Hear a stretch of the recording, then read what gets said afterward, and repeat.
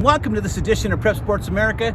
I'm Rich Estrella. I'd like to welcome all our guests who've been watching us every week on Prep Sports Night Live. We just got done concluding our 10th week.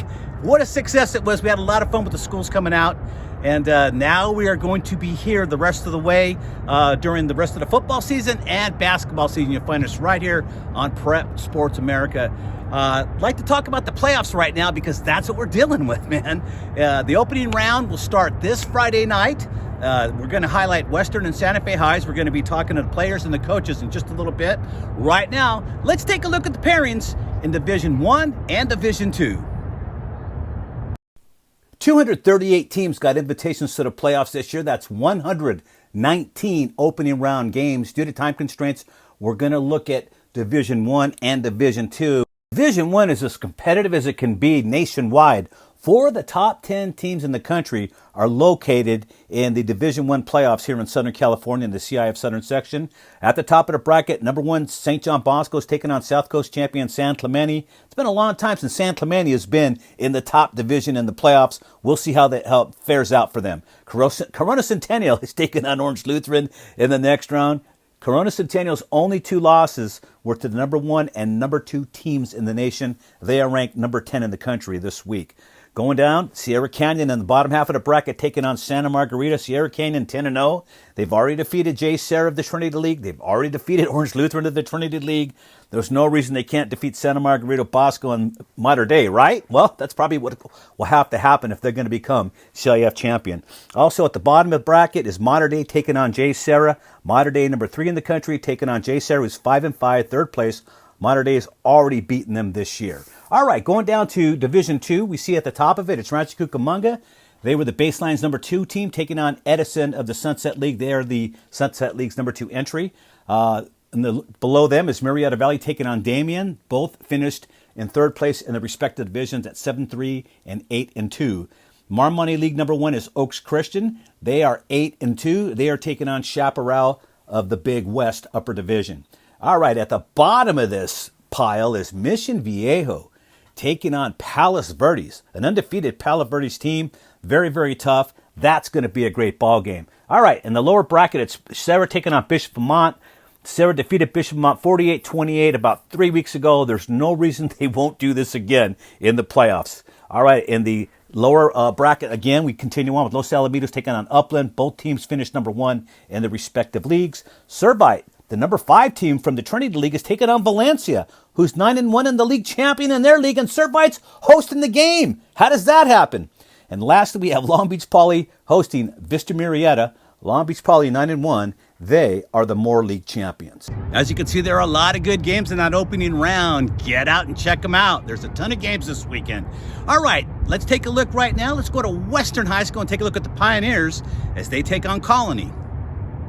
You guys had a very, very good season this year, and now you've been rewarded with a playoff game against Colony. Division 5, they jumped you guys up 7 divisions. I love it. We're making the strides. Good season, 9-1. We're not done yet. For us, this is where we wanted to be. We're so happy to go up against Colony. I mean, such a great, well-coached team. They're physical. They beat us a couple years ago. So for us, it's a measuring stick of where we came. Our climb is we're trying to go as high as we can get to be honest with you. So us being able to come back, face some of our demons the way Colony beat us up in 2021, just love to have a chance to go down and play at their place. Looking at them coming up this Friday, what's the biggest challenge you're going to have when you face those guys? Physicality. They're really big. They average about 6'3", 250 up front. Have a special running back that's really good. The backup isn't bad. They have a really talented wide receiver on the outside. Really feel like Desmond's going to have to really step up and battle him so we can stay inside the box. But, I love the way Clayton and Malachi have been playing in the middle, coming up making tackles, top guys in the county. I think, Jojo, our German tank guy, is going to on the outside linebacker with Malik Benjamin. And really our defensive line has been improving constantly. We're going to be undersized all there, but we do it with grit and effort, and I look forward to it. Well, undersized shouldn't be a problem. You face Los Alamitos, who has probably a little bit bigger line than what you're going to face this week. So it's not like it's something you haven't seen yet, but you'd like to see that every week. Yeah, So get used to and it. exactly, and it's a big thing since our league was a little down this year, and so we went through it. But I'm hoping the experience Anthony Luna has. I mean, second in the county for a reason. The guy really can throw the ball around. He's going to end up with over 3,000 yards again this season. Getting close to about 40 touchdowns, holds all the school records, and it's starting to approach some county stuff now. And he's just such a tremendous competitor and really puts it in. And our young guys outside, Desmond and JJ, have really stepped up. Our run game, we don't run the ball because we don't like to, run the score up on stuff. But Josh Faulkner is an incredible runner. Malachi Alatorre does a great job. Clayton Corbett, when he comes in, does some wonderful things for us. Like we got guys that can run the ball. You just don't show that because of the way sometimes the scores. I don't want to hand them the ball and because they'll end up taking it to the house. Well, also, too, you're coming up on playoffs now, and you don't want people seeing everything that you Right. have. You have to say something for the playoffs, especially a team like yours that doesn't have a ton of depth. It's not like you have 75 or 100 players. No, we're thin. We probably only play about 15 to 18 guys, to be honest with you. Speaking of Colony, they stole our signs last time. They had every play that we did. So they had our signs. They knew every play we were coming. So it's really helped us become better coaches, found out different ways that we're going to do it. And so we have, a few things up us to try to prepare, and I think their coaching staff just made our coaching staff better, and I'm all for that. I look forward to challenges. I love to challenge my coaches, my players, and to see where we're at. So I think this is tremendous for us. Joshua Faulkner, and of course, wide receiver, running back, DB, and I mean, you name it, man. Drives the bus to the games and the whole deal. This is your big season. This is your senior year. How's it gone for you? It's been good, We 9-1 in the season, going to Division 5 playoffs, so there's nothing more you could ask for. Nothing more you can ask for. Now, you got a big test this week, though. You got Colony, somebody you're familiar with. What kind of problems do they pose for you guys? They have a great run game and a great outside receiver in number one, so we have to shut both of those two down, and I believe we'll be on our way to second round. Now, you've had a great season, and Luna's had a great season. I guess one can't have a great season without the other. Let's put it that way. Let's talk about Luna real quick, about being a quarterback and also being a teammate for 4 years with you. Yes, sir. Anthony Luna has been great, 4 years in. Our chemistry is there from previous years before, and we just looking forward to keep moving on. We were definitely expecting to come out, succeed, definitely work hard. A lot in the off season with running, conditioning, lifting, doing a lot, making sure we're prepared for the season, which we expected. How'd your season go, personally? It's going good so far. I mean, hopefully you always strive for better, and hopefully, continue on in the playoffs. I like the way you said that. It's been going good so far. That tells me you have no intention of stopping now. Yeah. Not right now. Number one goal is go to CIF and win. Yeah. For sure. It's not over yet and won't be soon. What do you know about Colony this week? Definitely physical team and good team overall, and we're definitely preparing a lot in and outside the field, studying and film and everything. Now, what do they do well at Colony? Do they run? Do they throw the ball deep? Well, what do they do? What is their staple? They got a pretty good run offense, but they got a good guy outside and some pretty good wide receivers. But they're run heavy. Talk about your season, because you guys have come a long way since that opening game with Los Alamitos. Yeah, we came a long way. 9-1. Our goal was 10-0, but stuff happened, so we just had to work with what we could, and we actually did great this season, going into playoffs now. Did you think you were going to have the kind of year you've had so far? I think I did. Yeah, I think I exceeded other people's expectations on what I did this year. I feel like I did pretty decent this year too myself. Now you got Colony this week. Colony's kind of a team that you guys haven't seen in your league this year. That's for sure. They're going to be tough. What do you know about them? What can you tell us? Well, we kind of got history with Colony from 2 years ago. They beat us in the playoffs, but we know what's coming from that, and watching film every day, I think we could pull through, and we got them this time. What is the biggest challenge for you in this game to get open and get balls? What's going to be the biggest challenge? Biggest challenge is just having a connection, executing. Defensively, do they look like they can pose you a problem, or Faulkner, and their defensive schemes in terms of the passing game, because that's where you live? Our coaches do a great job with the plays every week, watching film. So our coaches come and make plays for us to be great. So I think they can't match up with us, really. What's going to be your biggest challenge against Colony?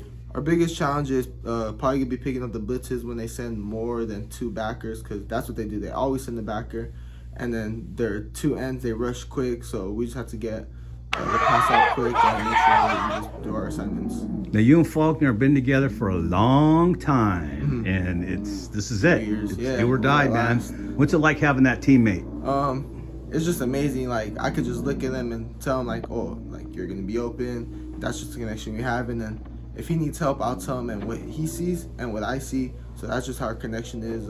We just try to talk more and what we see, and then not just for him, but just so it opens up more of the field, saying, oh, if he pulls this safety, then someone else will be open, or if he pulls a backer, then someone else will be open. Football knowledge, and that's what helps the whole team. Not just the offense, but also the defense. He helps it out so much tremendously. I know the pundits and everybody's looking at Colony like they're going to win this thing, but I think you guys will do very, very well this week. I have no fear.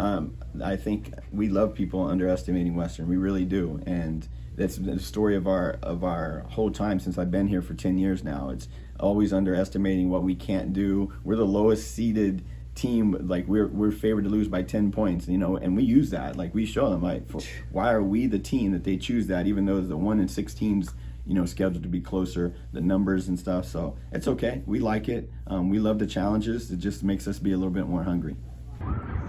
Western has jumped up 7 spots in the playoffs. They're going to play in Division 5 this year. So it's going to be quite the challenge, but we've never seen Western run away from a challenge in the Dan Davidson era. So it'll be interesting to see how that game against Colony meets out. All right, now let's go over to Santa Fe High, where, man, they're in the playoffs for the first time in like 6 or 7 years, and only 1 win in the past 23 attempts. This has been a special year for Santa Fe. They got a new coach in Ryan Bateman. He came in, made the team believe. They're 7-3. They have a playoff berth. They're going to play Rim of the World right here at Santa Fe Stadium within 24 hours. Let's go over to Santa Fe High now and see what the athletes and the coach had to say. All right, Dominic. Hey, quite a contrast for Santa Fe from the last few years to now. How's it feel having a great season? Feels great. Coming back from an 0-10 season is just unreal. Something out of a movie. Coming in, did you think the transition with Coach Bateman would be this drastic right away? Yes, I felt it right when he came in. Great coach, very disciplined the team. I feel like that's what we needed coming into this, and as you can see, it worked out. Now we're in playoffs. A lot of things has changed, which is like our rules around here like are more strict.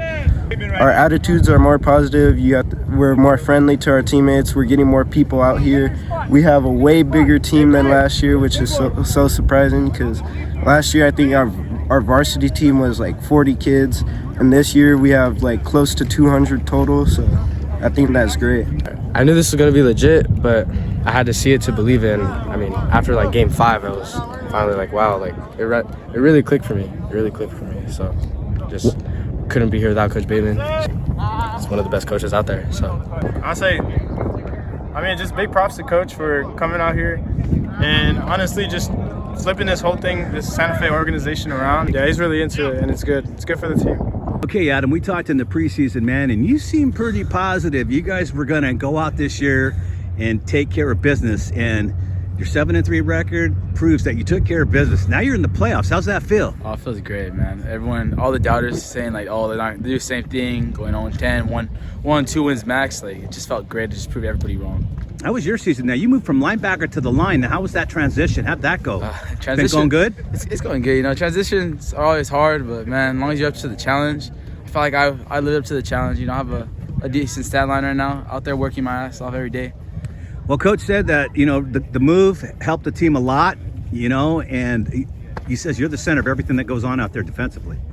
So that's a huge compliment. And I see it, but it's a team effort out here, man. I have a great surrounding cast. They make me look good for a lot of plays. Yep. Try to make them look as good as I can, Yeah. All right, so you got Rim of the World this week. What do you know about them? They're a pretty physical team, but I feel like we're physical as well, so I feel like it's going to be on the line. At the end of the day, line versus line, and then they run a lot of wing T, so it'll be a fun game for me. They're a team that's pretty big up front. I believe. They try to do a lot of one-on-ones. They try to take you out with their strength. They try to misdirect you with all their motions. But I think if we read our keys, we get that down block, we shed it, we engage, and our DBs read all the motions and the tight end. It's going to be a good game, and I feel like the way their offense runs, their cover 2 and their cover 3, that our offensive coordinator will be able to cook something up, and we'll be able to bust some big plays. No, I mean, as far as film shows, they're a really physical team. You know, they want to play. You know, they think that they can compete with the best, and you know, we think we are one of the best teams out here in this division. So you know, we expect good competition, but you know, we obviously expect to come out on top. But we're not afraid of any challenge, so we're ready. They're pretty big, pretty aggressive, but I mean, we've faced aggressive teams all year, so I mean, it shouldn't be anything too crazy for us. I think we can handle it. So I think Rim of the World is a power team. They're a run-heavy team. They like to beat up their opponents. They're real physical, but I think we're just as physical, or maybe even more physical. We've been watching film, practicing. They're a good team. They're pretty well sized. I think they're going to be a good competition, but we're preparing well, and I think we're up for the challenge, and we're going to do good. All right, Coach. We talked early in the season. You had high hopes. Your team was fired up. They hadn't even played it down yet. Didn't even know what they were going to do, but they were ready to follow you. You guys have had a lot of success. Talk about the season, and I want to know, at what point do you think the players finally bought in? God, Rich, what do you say to that question, right? I mean, I'm leaving it open. I'm giving you a wide swath, man. It's wherever you want to go. We came in high hopes. You know, anybody that knows me knows that I have high standards, and it wasn't bulletin board material. You know, it was. I believed in these kids. I mean, there was really early. You saw the talent. You saw the wants, the care from the kids, and we just, I think, as a staff, did a good job of harnessing that. I think I told you early in the year, you know, if I did anything right, it was surrounding myself with good people, good coaches. And I'm confident in saying I did that. And they've built relationships with these kids. And the kids love us. We love them. And it is all positive all the time. The buy-in came really early. You know, obviously there's some work to be done, right? Anytime there's a transition. But slowly but surely, you know, the kids just got on board with what we were doing. And I think after that first win, it really solidified who we were and who we were going to be. And I think where we stand today at 7-3, first round of playoffs, is a testament to the hard work of the kids. Well, what I'm impressed most by is, I know coming in as a new coach, especially with a program that was pretty much on life support, I'm telling you, winning one game in over a 3-4 year period, just, it needs help is what it does. But having to come in, know who all the kids are, know who can do what, put it together, and then start having success, it's very uncanny. Yeah, again, like I said early on, it's really not about the X and O's. It's not about football. I think I've surrounded myself with the staff members that do know football, that are quality coaches. But the biggest thing is we came in and we just loved on the kids. We demonstrated that we cared about them. It's more about all the off-field stuff, the academics, the school, the relationships, and on the field it kind of takes care of itself. I think we've reached the point where the kids want to do well. They know we're invested in them. They care about us, and I think it elevates the level of play. We got a bunch of great dudes, man. It's been exciting. Right now, we need to talk about Rim of the World. I've been telling all the kids, I know that school pretty well, and I know they come down the hill a lot to play the schools down here in the flatlands, and they play with them. They don't even play, they beat them routinely. Mm-hmm. That's got to be a concern. But let's talk about Rim of the World right now. That's your next opponent. To be honest with you, Coach, I'm a fan. They run a pro-style offense that's a lot of blast, a lot of power. We're going to line up, come kick your butt, and there's a lot of respect I have toward that coaching staff and what they've accomplished. They're a quality football team. We were talking about the divisions. There's no bad teams. Everyone's a good team. Everyone matches up. We're going to have to bring our A game. This is playoff football, and our kids are juiced. They're going to run some tight, some double tight, some double tackle. They're gonna line up and try to bust us up. So we're gonna do the same, and like we've been saying for the past few weeks, we're gonna dig our cleats in and take the fight to them. Well, this is definitely uncharted territory for this group of athletes, because they've never been to a playoff game, and Rim of the World has. So you definitely have your work cut out. We were talking with some of the kids among ourselves, and they know. They know. It's a good and a bad situation, right? Yeah. Like, we don't have the experience, obviously, but who cares? It doesn't matter.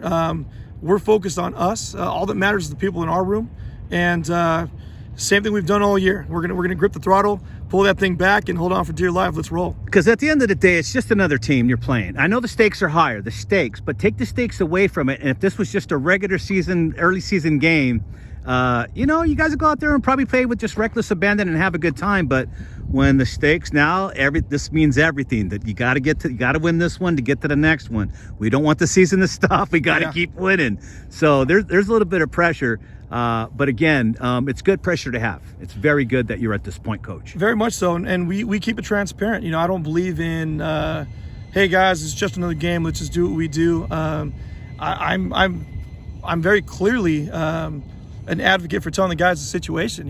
This is a playoff game. Mm-hmm. It's lose and go home, and we can't be afraid of that. The nerves, the tension is riding high. You can feel it in the boys, but that's a good thing. And I told them we can be nervous and we can coddle up, or we can just say, to heck with it. Let's dig our cleats in and push forward. And at the end of the day, stay in the fight. We're going to get knocked down, but get back up, do it for yourself, do it for your boys, and just stay in the fight. Keep on swinging. Coach, how lucky do you feel that you're not taking that trip up the mountain, man? Because I've been to those games when there's been 3 feet of snow on the field, and they're trying to shovel it off, but the snow's still coming down. You feel fortunate that this is not the middle of winter now, or that we're not having snow in November like they normally do up there. You know what, man? You always want to play the home game, especially in the playoffs, right? You always want the home draw. We don't lose in black. We're back in black, and that's a Santa Fe thing. That's we don't lose in black. So it's always good to have that home draw. You're gonna think I'm nuts. I was the only coach on staff that wanted to go up the hill, man. It's been about great experiences this whole ride through. It's just one after the next. It's been so much fun. This group is special in so many ways. This staff is special in so many ways. It's been full of positive experiences. I wanted to go up the hill and hang out and take that drive and go beat them up there. But you know what? I'm happy to be at home in front of our crowd.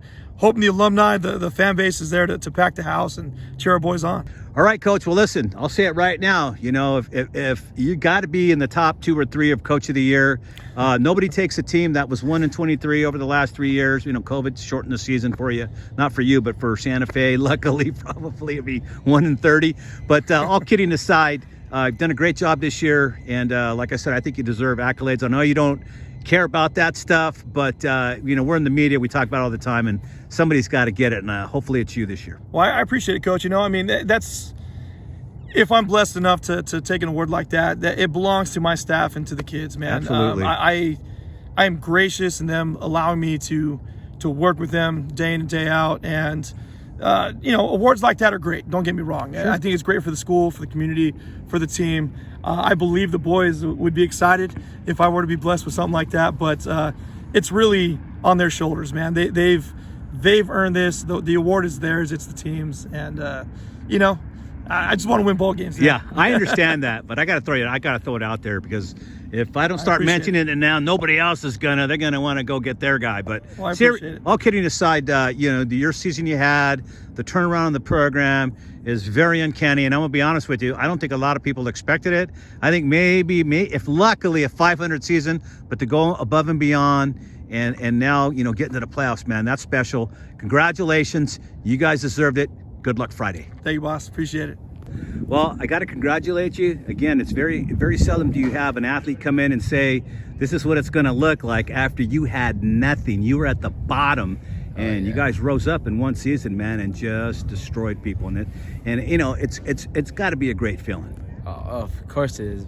Nothing like it. Going from last year not getting a win, and then from this year just be one of the teams that now people are going to go into, be like, damn, we have to play Santa Fe. That is the greatest thing right there. Boy, what a difference a year makes at Santa Fe. And at the end, Adam Macias just sum things up so succinctly and so perfectly. But I got to tell you, Ryan Bateman deserves to be Coach of the Year in the Southern section, probably the state of California. Nobody goes from taking a team that had that much despair in the past 3 years, taking them to the playoffs in just one season. And not to mention the numbers that Ryan has increased, and all came from campus. Walked around campus, started talking to kids, and got them to come out. It's just an amazing story, and it's going to be very interesting tomorrow night to see how everything meets out here at Santa Fe versus Rim of the World in the opening round of the CIF Southern Section Playoffs. That's it for this week, man. We're taking off. Don't forget, this is where we're going to be now here at It's Prep Sports America. We're going to be here on YouTube, and we're still probably be on LA 36 as well. But I'd like to thank you all for joining us. See you next week.